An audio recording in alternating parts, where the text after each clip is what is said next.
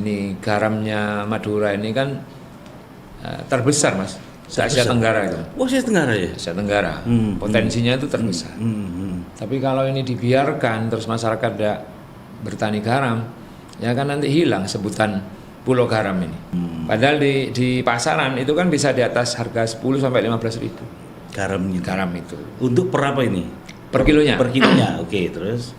Nah, ironisnya kita ini negara penghasil tapi masih impor. Ada logika kita ketika Pak Prabowo kemarin menyampaikan 2025 ini swasembada garam, walaupun tidak masuk 9 pokok itu, kita senang sudah. Karena kalau pemerintah ini sudah mencanangkan swasembada garam berarti tidak akan impor. Kalau tidak impor berarti harga garamnya masyarakat ini akan naik. Naik, betul. Tetapi nampaknya belum siap sehingga diundur. Kalau dari Menteri Pertanian kan, Insya Allah Desember ini sudah swasembada. Walaupun kenyataannya kemarin ada kecolongan juga kan. Masih Tahu kecolongan. banyak datang sekian ratus ton impor.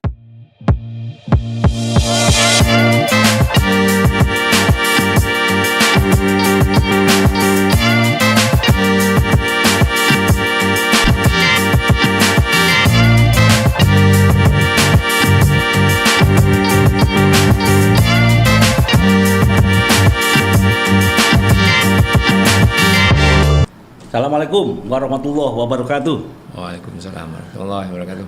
Baik, tamu saya hari ini seorang politisi dari Partai Keadilan Sejahtera yang ya beberapa waktu lalu saya sempat ketemu, dan hari ini yang kedua ini ya. Yang kedua Pak Ustadz Husnul Huluk, ya, asli Lumajang dan sekarang di Komisi B DPRD Jawa Timur, Komisi B. Jadi ini akhir anggaran sudah kelar ini, Nyai. Sudah. Anggaran kelar, dan ini masa akhir ini ya, 2025 ya, menjelang 2026.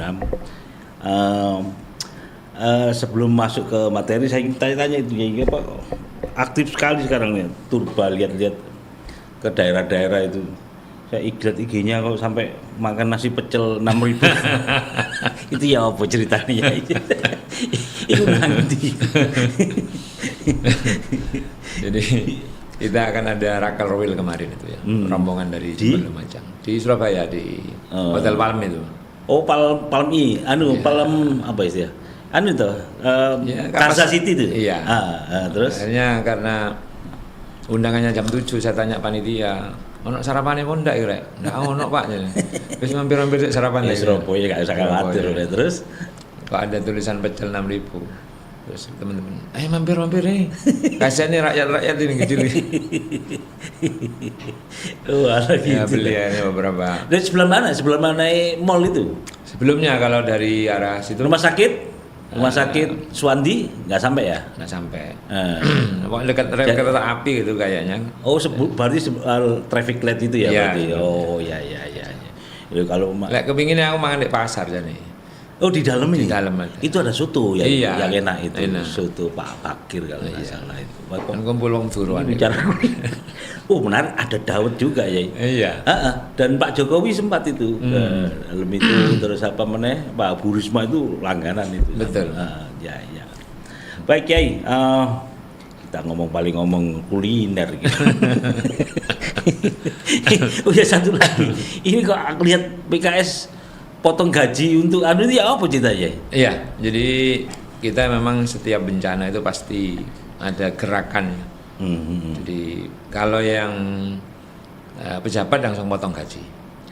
Eksekutif atau legislatif semuanya pasti itu bergerak. Kader pun melalui kader juga sukarela ya, gerakan untuk membantu saudara kita yang memang lagi butuh pertolongan lah dari kita sesama muslim terutama. Ya, keren lah itu dah. Itu mulai kapan ya? Ya begitu terjadi langsung diinstruksikan oleh Presiden untuk segera mengumpulkan. Kalau yang RI sudah langsung kayaknya 3 hari pasca bencana itu langsung nyampe. Ini tinggal dari beberapa daerah. Iya. Persentasenya nggak ada. Nggak ada. Jadi diberikan kelonggaran kebebasan untuk menyumbangkan itu, Mas. Karena baru selesai Semeru, Mas. Iya, saya ingat Semeru kemarin. Semeru itu ya lumayan. Semeru alhamdulillah walaupun tidak ada korban jiwa, tapi rumah kan banyak. Rumah itu kalau dihitung hampir 80 rumah. 80. Oh, kebetulan rumah aja. Dapil saya. Ini masih ada serak-seraknya ini. Semeru itu kan sering tuh ya. Sering. Enggak, artinya itu sekarang masih tutup berarti. Ranu Gembolo, Ranu Pane. Oh iya. Enggak, artinya itu kan memang sudah ada di zona merah ya. Sebetulnya masyarakat kan sudah tidak boleh tinggal di situ. Sebenarnya ya. Sudah ada hunian tetap itu. Tapi masyarakat kan tidak bisa dia tinggal di huntap tanpa bekerja. Betul ya. Akhirnya dia tetap kembali ke lahan. Karena lahannya di situ. Iya, kalau di huntap terus orang mau makan apa? Ya, ini kan urusan survive juga. Iya. Akhirnya ya huntapnya diambil tapi tidak ditempati. Orang tempat tinggal di zona-zona merah itu. Di zona merah itu. Lah untapnya nggak jauh di situ. Ya mungkin sekitar 3 kiloan. Oh 3 kilo ya loh. Sebenarnya tapi ya lagi lah. Ya pekerjaannya itu mata pencahariannya yang susah. Betul. Kayak perumahan gitu kan, di perumahan itu.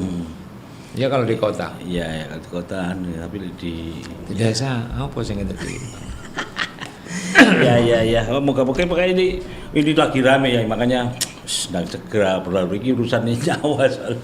Iyalah urusan nyawa dan aksi kepedulian luar biasa dari banyak kalangan. Karena memang dengan media ini kan bisa viral luar biasa. Karena memang korban jiwanya banyak, Mas. Iya betul. Itu yang kita prihatin. Betul. Baik Yai, ini kan ada satu apa ya?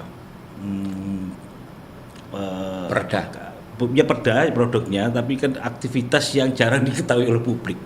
Iya, perda namanya perda apa nih? Perlindungan dan pemberdayaan. Perlindungan dan pemberdayaan ya lagi. Iya. Perlindungan dan pemberdayaan nelayan, pembudidaya ikan ya. Iya. Pembudidaya ikan dan petambak garam. Ini mau nggak paham ya asli. Tapi sebelumnya ya bisa cerita dulu lah. Iki insight-nya sebenarnya ya apa ya? Perda ini kok mau kapan mulai dibahas terus sampai sejauh ini seperti apa? Jadi kalau cerita dari teman-teman Komisi B yang lama itu banyak. Berarti ini sudah tahun lalu? Enggak, aspirasinya ya. Datang dari masyarakat itu terkait dengan terutama petambak garam. Petambak garam, oke. Jadi keluhan-keluhannya ini kan luar biasa. Kita tahu Madura itu kan dikenal dengan pulau garam. Dan terjadi setiap tahun ketika panen raya itu harganya murah. Nggak kebeli lah. Betul. Sehingga banyaklah berdatangan ke kantor untuk menyampaikan aspirasinya. Masa pemerintah ini tidak mau hadir? Ini garamnya Madura ini kan terbesar, Mas. Asia Tenggara itu. Asia Tenggara ya? Asia Tenggara. Potensinya itu terbesar. Tapi kalau ini dibiarkan terus masyarakat tidak bertani garam, ya kan nanti hilang sebutan pulau garam ini. Iya. Sebutan. Bisa tadi pulau rokok. Pulau Bako. Iya, terus. Itu yang garam ya, yang budidaya ikan juga. Nah, mereka ini kan potensinya banyak sebetulnya Jawa Timur itu, tapi kembali ke masalah harga. Ketika musim panen, ya pasti harganya akan jatuh. Bentar, budidaya ikan itu seperti apa ya? Kayak lele apa gitu? Iya, termasuk pokoknya ikan-ikan yang tidak di nila gitu ya. Nila, lele, terus patin dan sebagainya. Itu kan peluangnya banyak. Dan Jawa Timur ini penyuplai nasional nomor 2. Penyuplai nasional nomor 2. Ini kan akan membantu masyarakat kita untuk terus meningkatkan ekonominya. Tapi kalau pemerintah ini tidak hadir, terutama dari pengamanan harga nanti, ya masyarakat akan gulung tikar. Betul. Itulah keprihatinan kami sehingga ada inisiatif untuk dibuatkan perda. Berarti ini inisiatifnya Dewan ini? Ya. Oke, ya. Terus. Jadi kalau dengan perda ini kita kan bisa mendorong pemerintah provinsi untuk menangani dengan serius. Karena memang tugasnya DPR ini kan hanya mengawasi jalannya perda. Eksekutornya kan tetap di pemerintah. Itu yang menjadi landasan berpikir kita.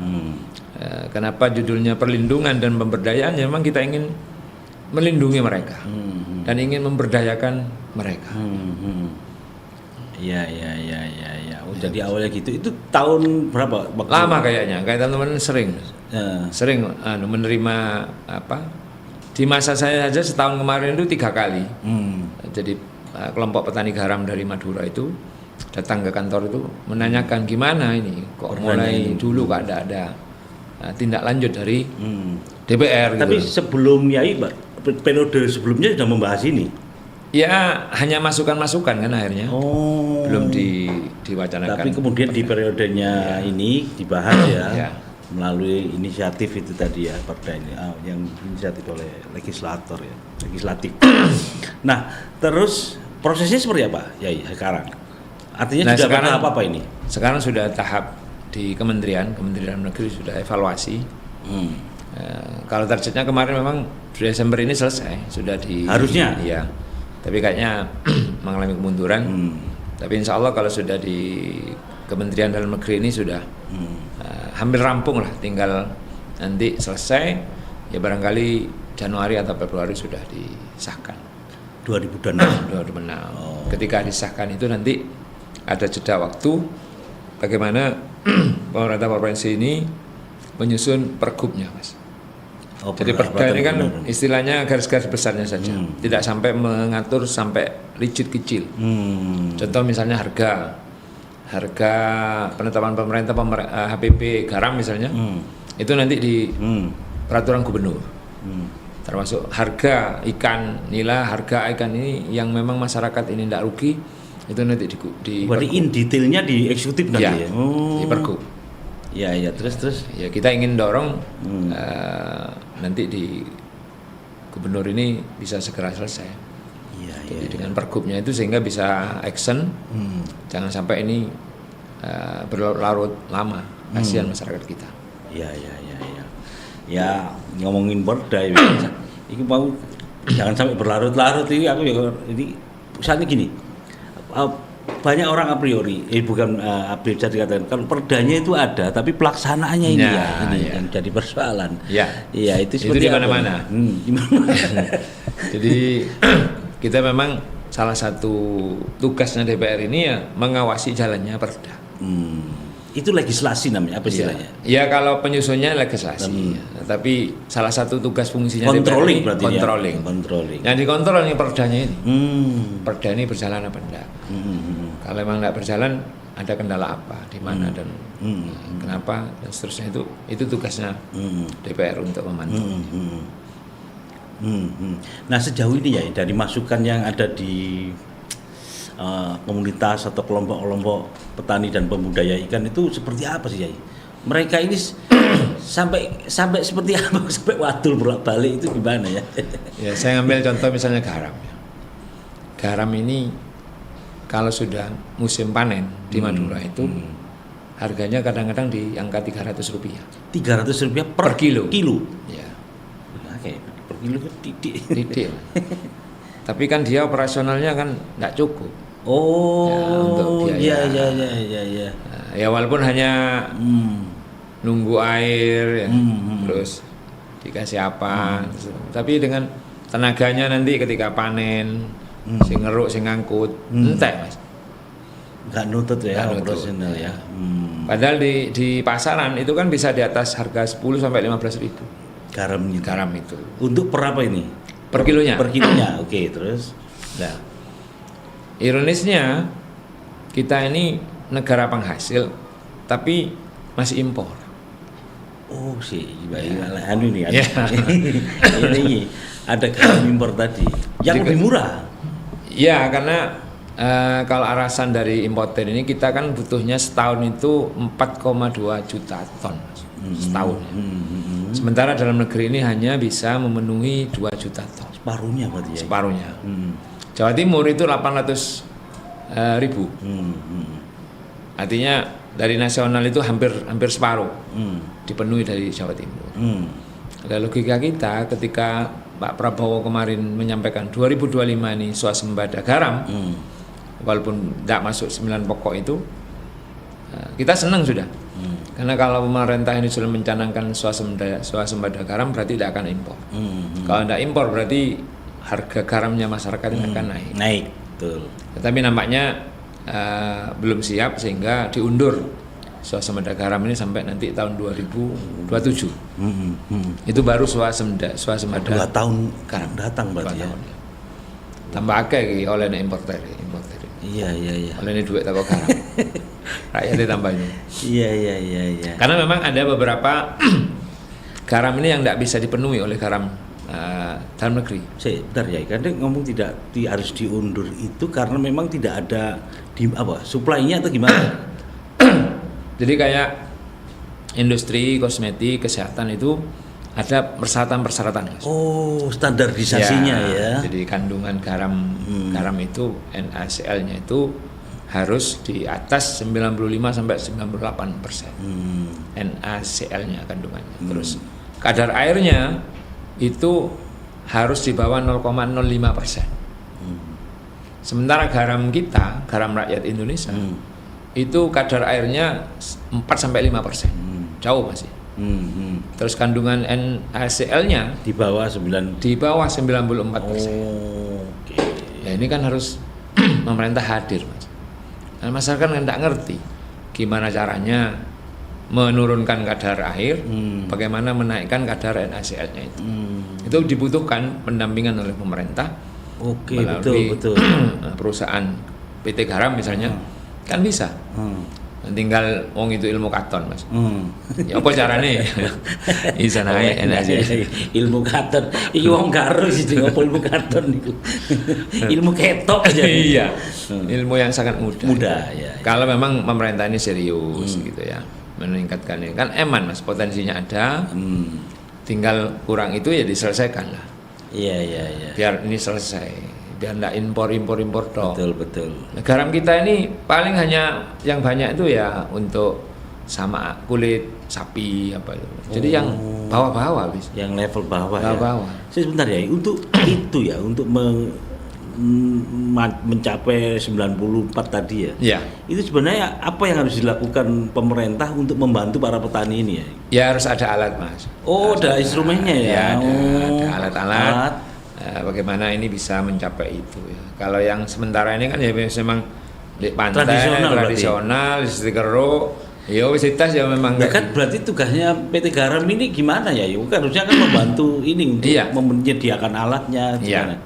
Jadi harapan kita memang ke PT Garam yang ada di Madura ini menata ini bagaimana NaCl-nya naik, kadar airnya turun. Tapi kan mereka alasannya alat-alatnya mahal. Alatnya tidak punya. Komponennya impor. Aduh. Ya, kita berpikir daripada impor garam 2 juta ton setiap tahun, kan mending beli alatnya ini. Selesai kan? Kalau memang impor di stop, dibuat alatnya di sini untuk membantu petani. Nah, itu kan lebih konkret. Artinya pemberdayaannya lebih jelas ya. Jadi petaninya akan semangat dan tentu Jawa Timur akan semakin banyak. Kenapa itu tidak dilakukan ya? Ya karena lagi-lagi terbentur tidak ada payung hukumnya. Oke. Nah, makanya kita berinisiatif untuk membentuk ini kan. Jadi perda ini salah satunya adalah mendorong atau menganu supaya PT Garam, pemerintah lah kata ini, untuk menyediakan alat-alat kepada ini agar kualitas garamnya lebih gitu tinggi, ya. Betul.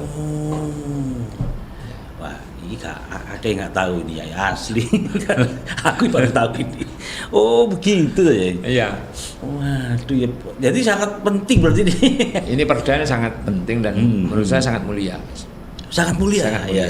Karena ini akan mengangkat derajat petani, harga petani garam terutama di Jawa Timur ya. Karena potensinya Jawa Timur kalau Madura itu semua pulau ini, semua kabupatennya. Ada di Gresik, Sidoarjo sampai Situbondo. Lamongan ada. Ya. Jadi potensi pesisir ini ada sampai di utara. Tapi kalau Madura semuanya 4 kabupaten itu? 4 kabupaten semuanya potensi. Aduh, ya terus apa yang dibahas? Iya sudah, nggak poinnya itu tadi di situ ya. Iya. Kenapa ini sudah bertahun-tahun? Kan harusnya sudah bisa dilakukan, Jadi Anda sudah cetok istilahnya. Iya, katon Mas. Kelihatan kan mau begini. Kok ada semacam keengganan ya apa istilahnya? Apa karena memang itu tadi ya banyak apa ya istilah banyak pemain-pemain yang gitu kepentingan kalau menurut saya ya nasionalisme perlu dipertanyakan. Nasionalisme dipertanyakan. Iki seneng ya, nasionalisme dipertanyakan. Nah, kalau memang kita ngeman rakyat Indonesia ngapain? Lah iya kan. Sampai dulu pernah ribut misalnya cangkul aja harus impor. Iya. Di tempat saya itu banyak pandai-pandai besi itu nganggur loh, nggak punya pekerjaan, nggak punya orderan. Dan kita malah mendatangkan cangkul dari Cina. Palu terlalu itu.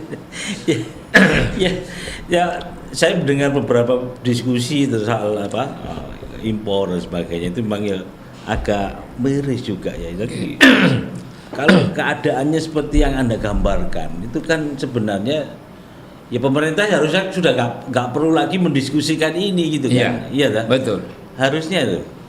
Tapi sudah sediain alat, ada pendampingan, ada ekspor yang bisa terus ini menjadi naik tambah naik, produksi tambah naik gitu ya. Selesai. Jadi kita salut lah dengan apresiasi dengan Pak Prabowo ketika swasembada beras 2025 harus. Ini sudah ya? Gitu. Iya. Kalau dari Menteri Pertanian kan, Insya Allah Desember ini sudah swasembada.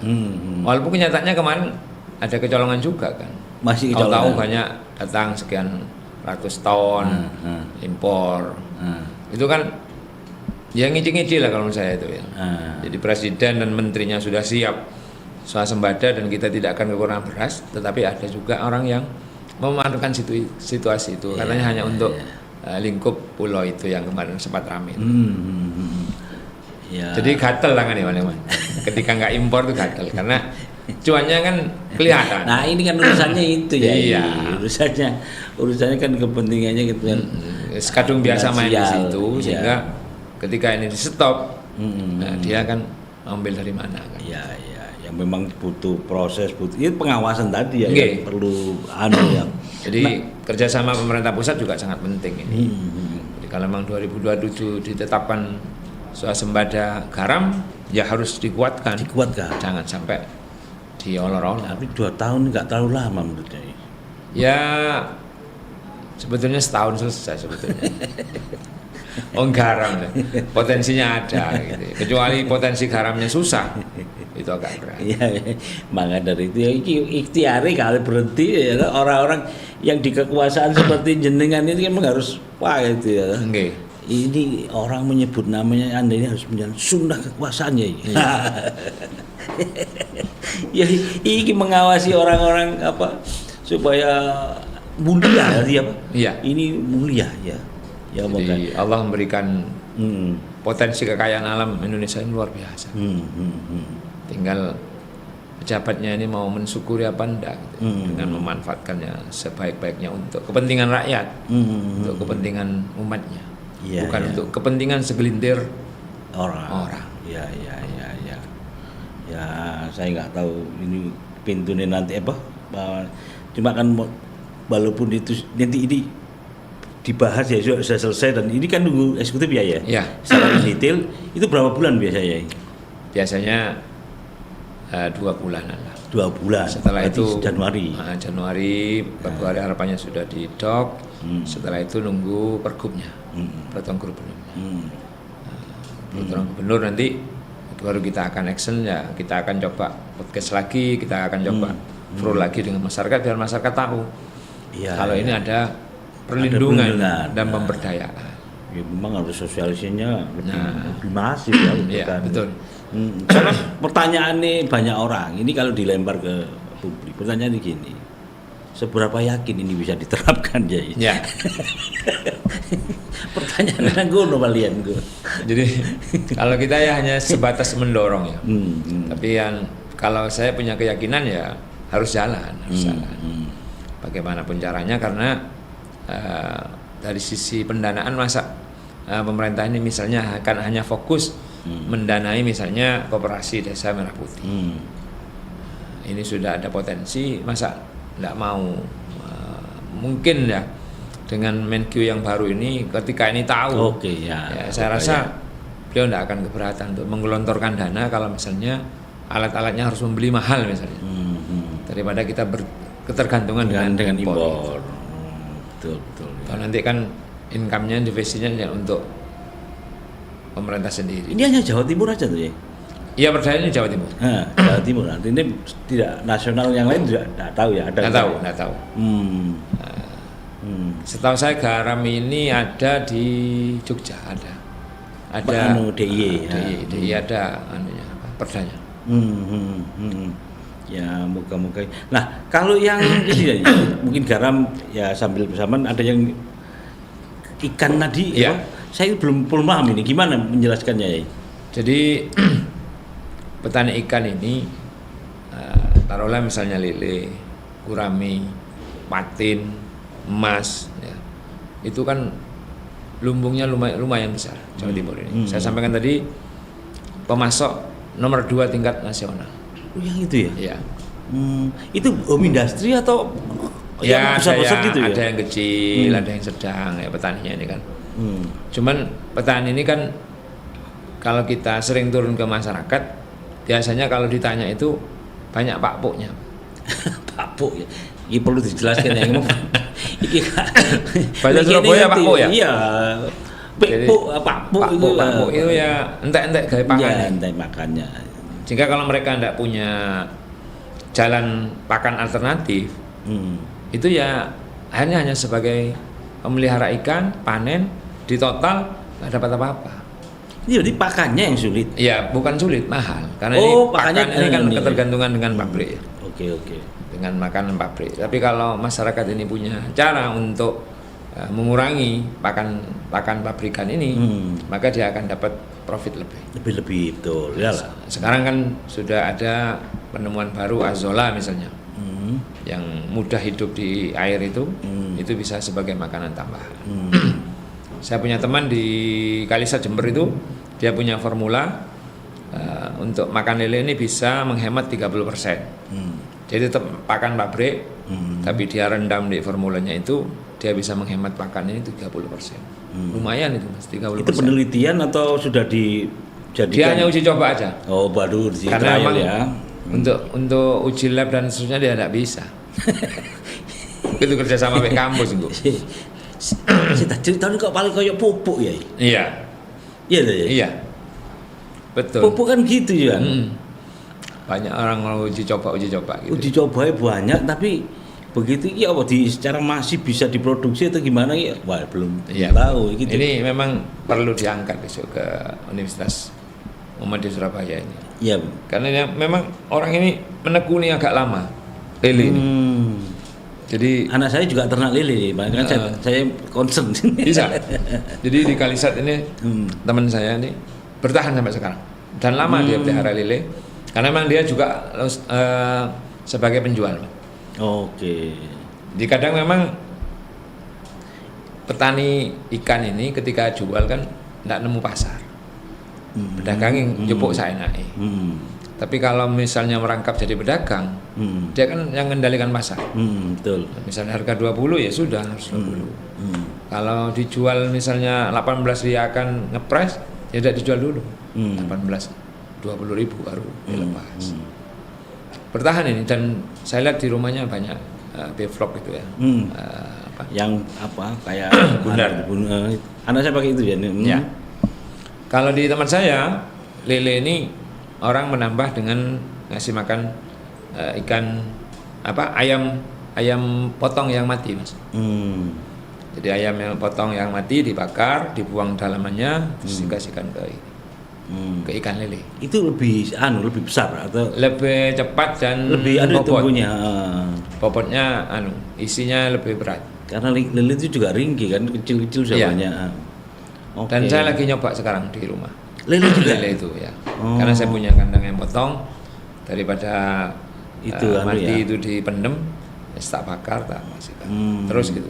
Hasilnya juga bagus. Belum tahu hasilnya, masih dicoba. Ya, yang tadi yang itu sudah dicoba berapa, hasilnya gimana ya? Kalau yang di Kalisat Lele ini sudah bagus. Dan ini seingat saya sudah lebih dari 3 tahun. Dan dia juga bikin kelompok-kelompok, dia jual ramuannya itu. Ya. Suruh buktikan. Kalau tidak bisa menghemat 30%, jangan beli lagi. Ternyata ini kan berjalan, akhirnya kan berarti ini sukses. Golek wis jalan ilegal ya kan izinnya. Nah, itu nanti yang masalah. Kan biasa gitu ya. Nanti kalau masyarakat kita mau uji lab, ada izin ini tidak nutut masyarakat kita. Nah, ya makanya itu. Kalau dia harus uji lab, ada ininya, waduh tidak nutut wis. Nah, iya, Karena tidak cukup uang 50 juta. Sementara dia kalau dijual beli secara umum kan harus ada itu tadi legalitasnya itu. Kalau akhirnya enggak ilegal, ditulis untuk kalangan sendiri. aman itu ya. Tapi juga tidak bisa berluas, tetap Nggak bisa luas. Akhirnya dia hanya berputar di di Kalisat situ. itu, dia tidak berani keluar. Ini sayang ya, mungkin nanti melalui perda ini misalnya. Perda itu bisa nanti menjangkau bisa itu. masuk ya. Oke. Bisa masuk ya. Perda itu nanti harus ada itu tadi ya. Intervensi. Political will pemerintah untuk Ya. ini ya, untuk melindungi atau memberi ya. Karena kalau ada kebebasan, keleluasaan itu kan orang itu nggak takut lagi itu. Jadi kelompok-kelompok tani, kelompok-kelompok ternak yang sukses, mungkin kita kumpulkan, kita minta untuk ada uji coba labnya. Kalau memang itu benar secara labnya bisa masuk di lab, bisa dijual bebas, kan lumayan. Sehingga tidak ketergantungan dengan pakan pabrikan itu. Kalau pabrikan pasti berat. Jadi teman-teman yang melihara nila misalnya, saya tanya satu kolam itu maksimalnya dia dapat 500.000 jangka waktu 3 bulan. Itu kalau tidak kena penyakit. Oh, belum aneh ya. Penyakit kan sakit. Iya. 500.000 pelihara 3 bulan itu. Pelihara 3 bulan. Hanya 500.000. Hanya 500.000. Kan kasihan. Iya. Itu apa? Profit atau omset? Profitnya. Oh, profitnya. Ya. Kecil sekali ya. Kecil. 500.000. Iya. Waduh, ngomong jenengan itu moro-moro waktu nintek. Padahal iki banget.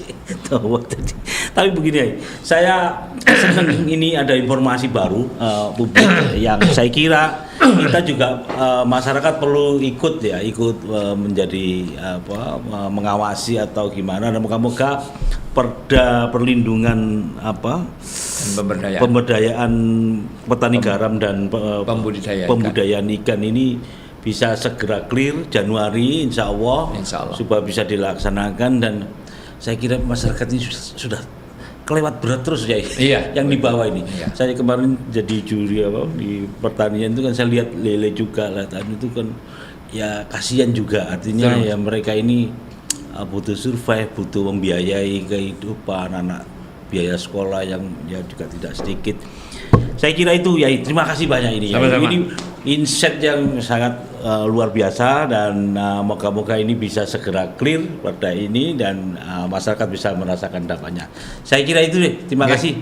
Mohon maaf. Assalamualaikum warahmatullahi wabarakatuh. Waalaikumsalam warahmatullahi wabarakatuh.